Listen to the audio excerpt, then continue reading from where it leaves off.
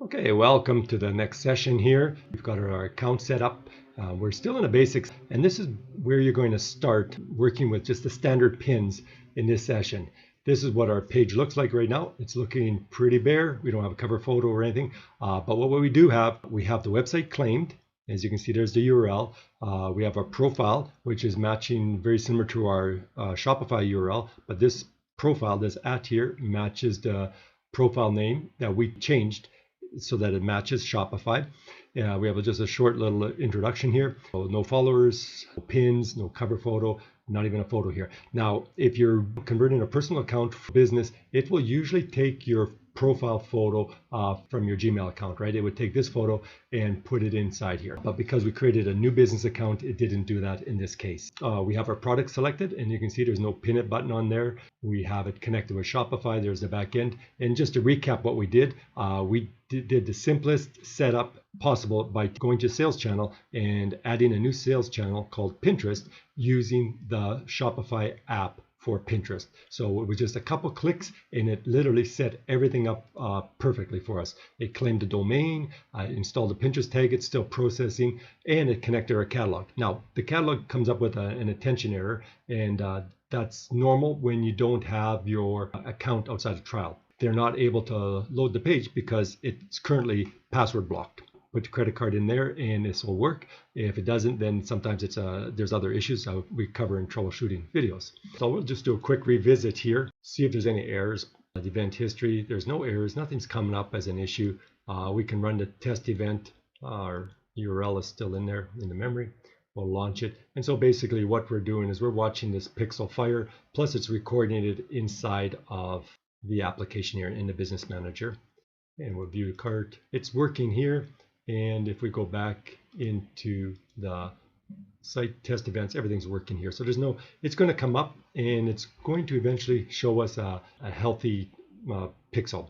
Okay, so the whole point of this was to show you how easy it is to integrate Pinterest to here. I'm not going to worry about things like add to cover because that's going to change on mobile. Likewise with these images and stuff, they're important.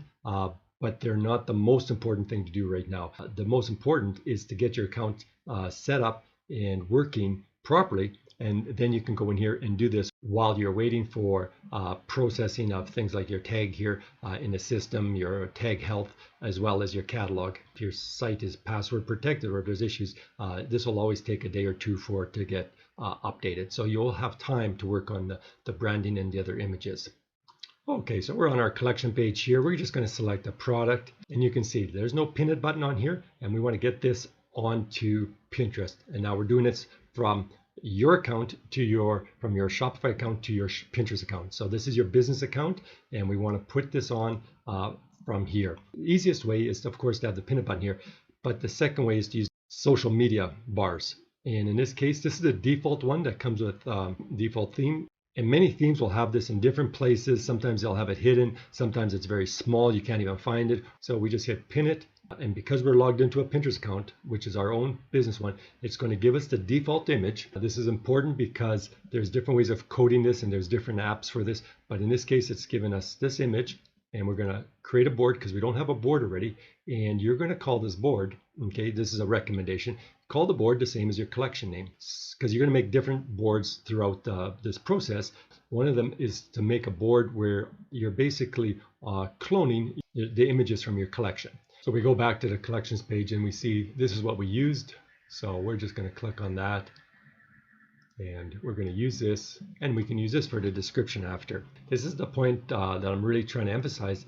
You don't want to have to rebuild everything, nor do you want to have to pay somebody to redo everything that you've already done in a proper SEO optimized site. We just add the board name here, we create it, and you save this, and we're going to see it now.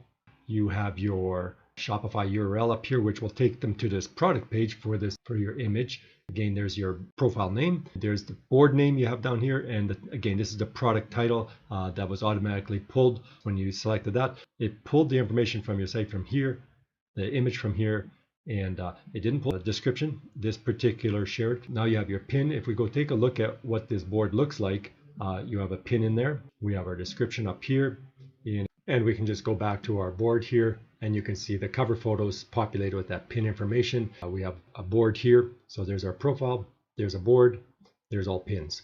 Another way is to use the Chrome extension. Okay, so we're going to go back here to our product.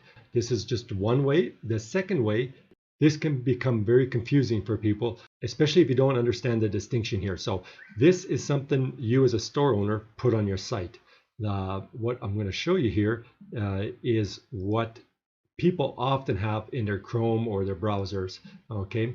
And that is this Pinterest Save button. So we're just going to quickly add it to Chrome, and you're going to see how that's going to change your page. The distinction you have to remember here is that not everybody will have installed that. And the people that have installed it, or if you've installed it, it's going to make developing your store a little bit harder. It'll become difficult for you to understand what's being coded and what's coming from your Chrome extension. If you've installed this Pin It button, we'll just go back now, and you can see if we just do a refresh to this page, now when we scroll over, you see this pop up. It hovers over. Often people think that they've done this for their store, but this is something that's coming from the Chrome user.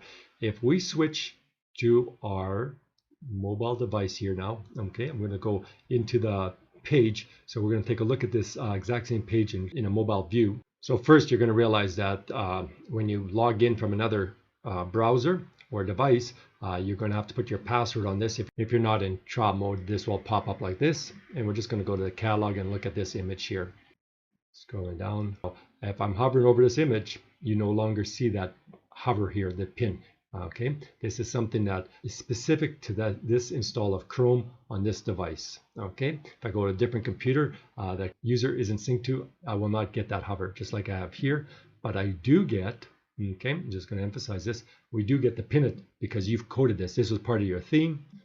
And also this account here is not, if I go to pin it now, it's going to log us into the account that's default on this phone, which is our test account. So back to here. So, okay, now we're going to demonstrate the difference between the Chrome extension save link and the pin it. Okay, so I'm going to go to this image, okay, because now remember, it's the pin it Chrome extension works per image. It's not working on this product page. So if I was to click on here, it's going to pin, just to show you, it's going to take this image now because that's where the user was. But what we want to do is take this image and save it.